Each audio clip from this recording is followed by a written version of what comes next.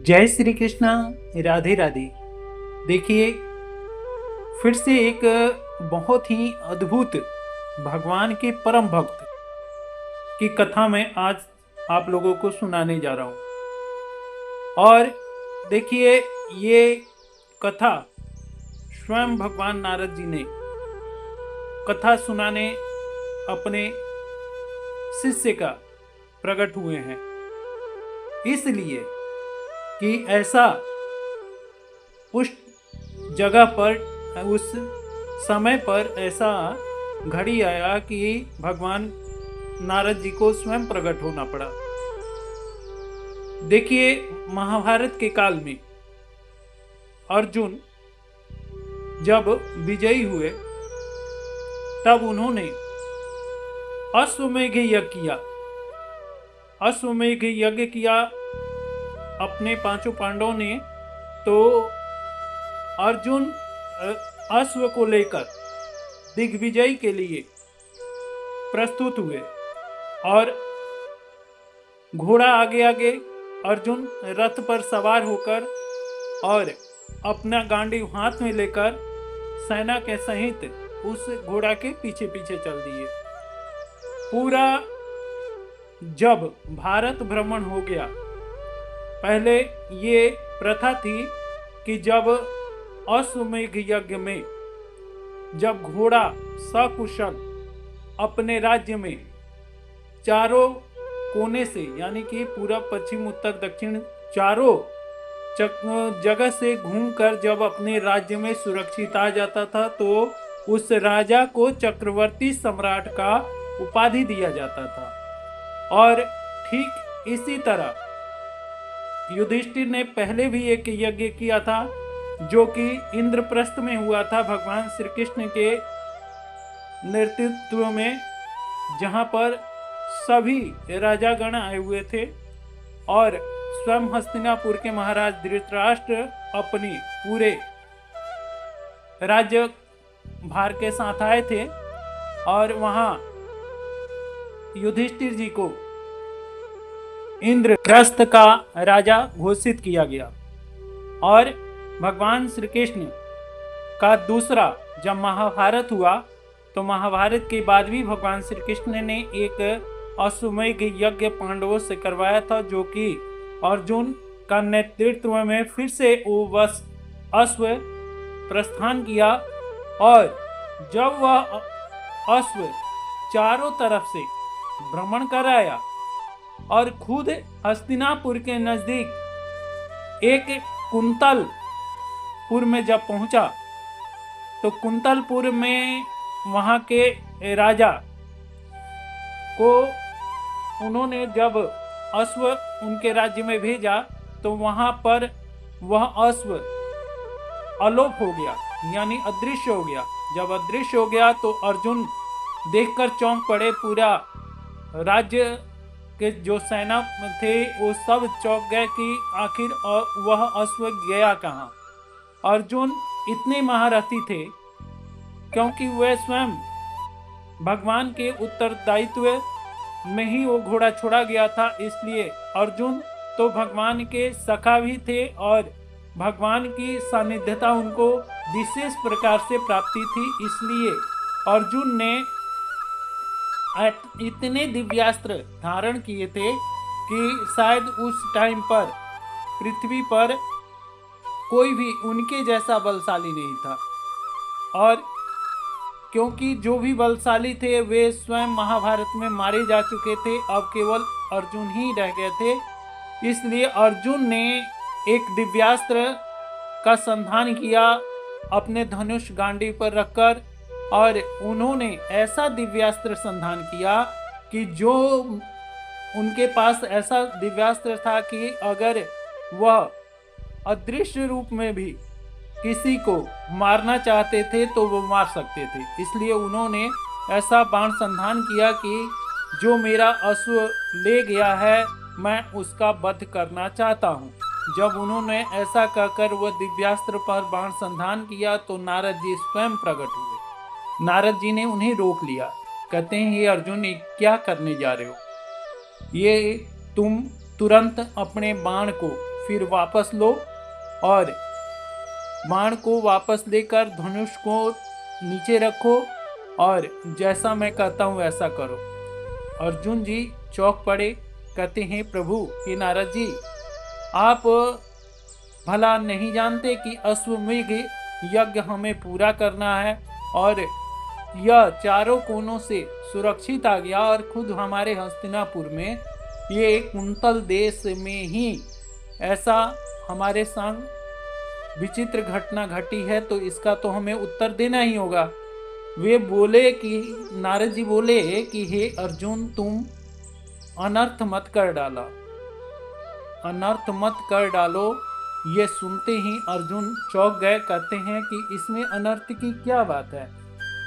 तब वो बोले कि जिसके लिए आपने बाण संधान किया वह आपके मारने योग्य नहीं है, आपका शत्रु नहीं है, वह आपका मित्र बनने योग्य है। तब वह बोले कि ऐसा कौन है कि जो हमारा मित्र बनने योग्य हो और हमारा शत्रु ना हो। अगर शत्रु नहीं होता तो हमारा अश्व क्यों चुराता। वो बोले कि यहाँ का ऐसा प्रताप ही है कि जो कोई भी यहाँ के कुंतल देश के राजा पर चढ़ाई करता है, उस राजा के ऊपर स्वयं आपके भगवान श्री कृष्ण, जो इस जगत के पालनहार हैं, उनका कृपा उसको राजा को प्राप्त है और वह भगवान का परम भक्त है। और अर्जुन बोले कि ऐसा तो कभी हमने सुना ही नहीं।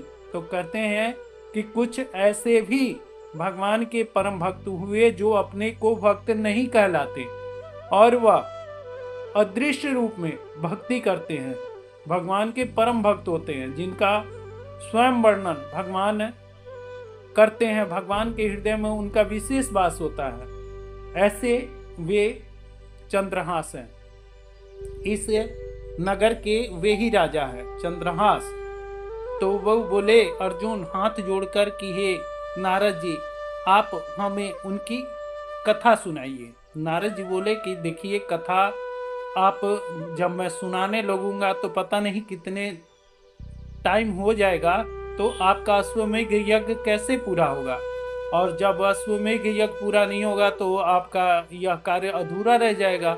अर्जुन बोले कि ऐसे 100 अश्वमेध यज्ञ हम इन पर निछावर करते हैं भगवान के भक्त पर। भगवान के चरित्र, भगवान के भक्त के चरित्र दोनों की अगर कथा हमें प्राप्त हो तो हम यह अपना जीवन भी उनके लिए अर्पण कर देंगे। अगर कम पड़ जाए तो भगवान से पुनः मांगेंगे कि हे प्रभु, अपनी कथा, चाहे आपके भक्त की कथा सुनने में कमी रह गई है, इसलिए पुनर् हमें जन्म दीजिए ताकि हम आप उनकी कथा हम सुन चुके। तब उन्होंने, नारद जी ने कहा कि ठीक है, और इस प्रकार चंद्रहास की कथा प्रारंभ हुई। चंद्रहास की कथा जब नारद जी कहने लगे तो ठीक जब ही उन्होंने ऐसा मन बनाया, ठीक उसी घड़ी भगवान श्री कृष्ण भी वहाँ प्रकट हो गए। अर्जुन ने देखा कि अरे, ये तो स्वयं भगवान भी आ गए। भगवान के चरणों में नारद जी ने भी नतमस्तक होकर प्रणाम किया और स्वयं अर्जुन भी उठकर नतमस्तक हो गए। कहते हैं कि हे प्रभु, आप भी यहाँ? तो कहते हैं कि हाँ, हमारे भक्त का चरित्र का श्रवण हो और हम ना पहुँचे, ऐसा कभी नहीं हो सकता। जहाँ भी भागवत की कथा होती है, जहाँ भी मेरे भक्त की कथा होती है, स्वयं हम वहाँ पहुँचते हैं और हम वह कथा अवश्य सुनते हैं। हे अर्जुन, हम आपके साथ बैठकर चंद्रहास की कथा सुनेंगे। तब नारद जी बोले कि हे प्रभु, आज्ञा हो तो हम कथा प्रारंभ करें।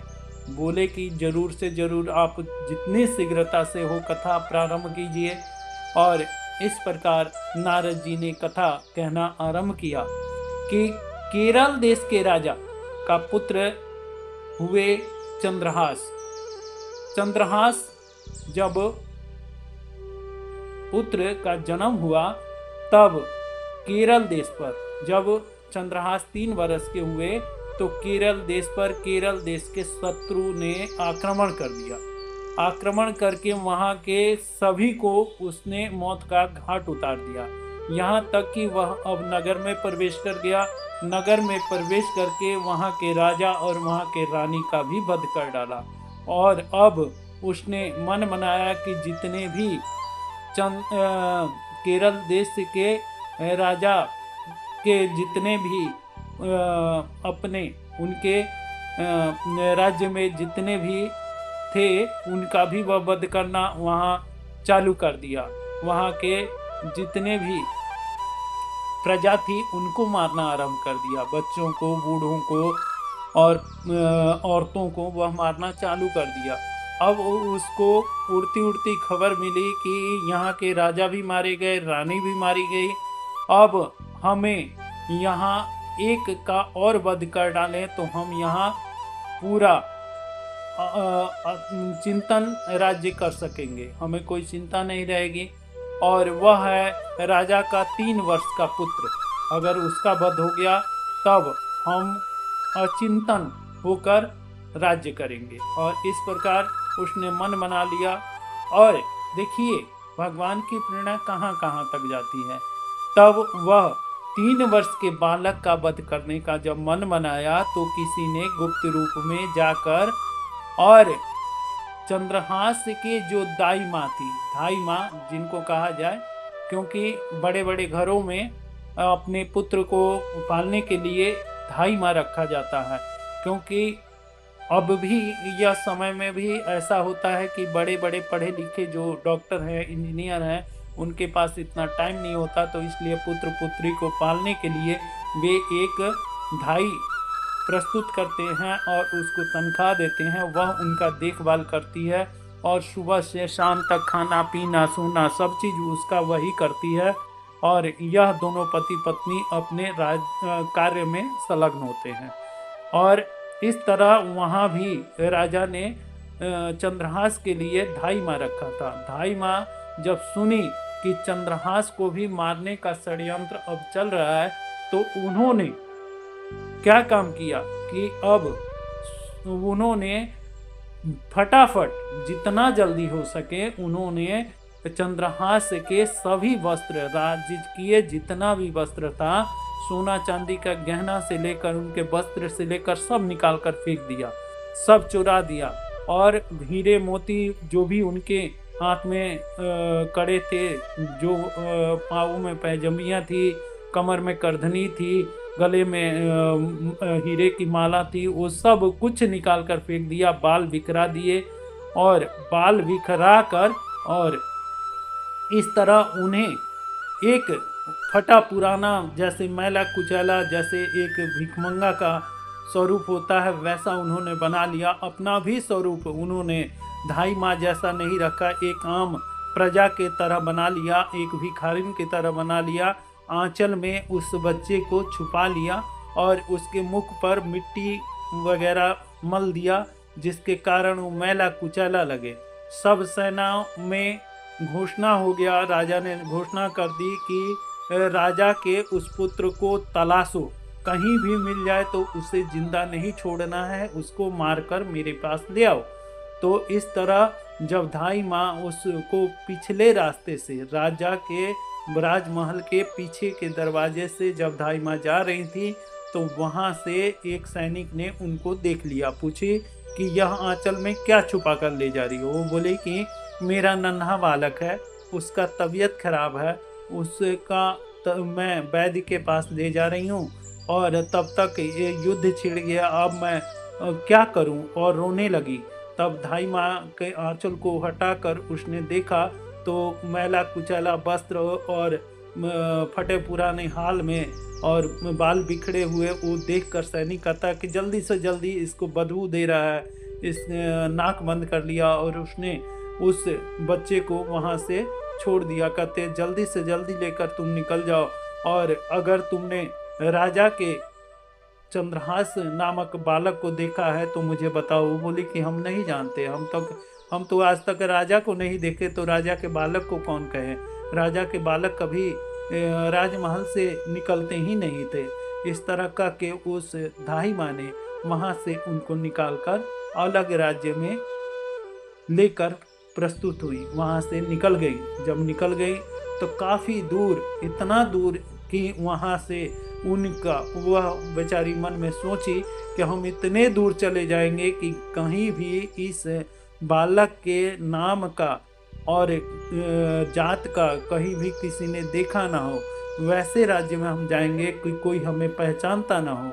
और वैसे राज्य में वो जा पहुँची। वहाँ जब पहुँची तो वहाँ पर जब पहुँचकर वहाँ राजा के घर चाकरी के लिए पहुँची अपने नन्हे बालक को लेकर। राजा के मंत्री ने देखा, मंत्री और वहाँ के जो और भी कर्मचारी थे उनसे बोली कि आप हमें कोई काम दे दीजिए, हमारा छोटा बालक है, उसके पालन पोषण में हमें खाने के लिए कुछ भी मिल जाए, हम कोई भी काम कर लेंगे। वो राजा का मंत्री सब बोले कि क्या तुम सब काम कर लोगे? कहते हैं हाँ, झाड़ू पोछा बर्तन जो भी होगा हम सब चीज़ करेंगे, हम राजमहल की सेवादारी करेंगे, हम रानी का भी देख रेख कर सकते हैं और हम इसलिए प्रस्तुत हुए हैं।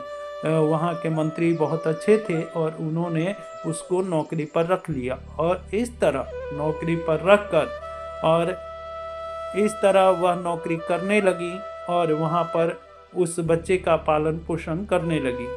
बच्चे का पालन पोषण करने लगी। बच्चा जो चंद्रहास था अब उनकी फटी पुरानी हालत जो दाई माँ देती थी, शाम को जो वो लेकर आती थी उसी का वो भोजन करते थे और उसी का वह भोजन करके और अपना गुजारा करने लगे। और आगे की कथा अगर आप सुनना चाहते हैं तो कृपया हमारे दूसरे भाग में आइए। हम आपको चंद्रहास की विशेष कथा का वर्णन आगे करेंगे क्योंकि कथा बहुत ही ज़्यादा बड़ा हो रहा है और हम कथा का दूसरा भाग इसलिए प्रस्तुत करेंगे।